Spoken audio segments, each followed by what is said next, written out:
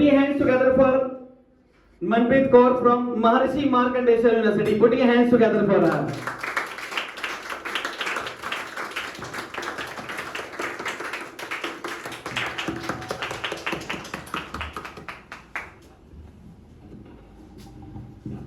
Good evening everyone, one and all friend here and respected sir.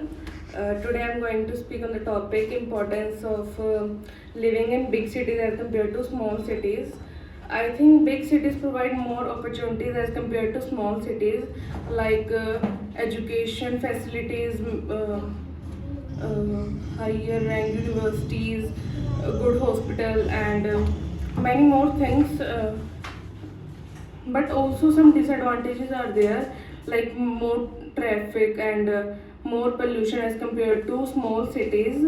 But facilities are more in big cities, like we can easily go to big malls, shopping malls and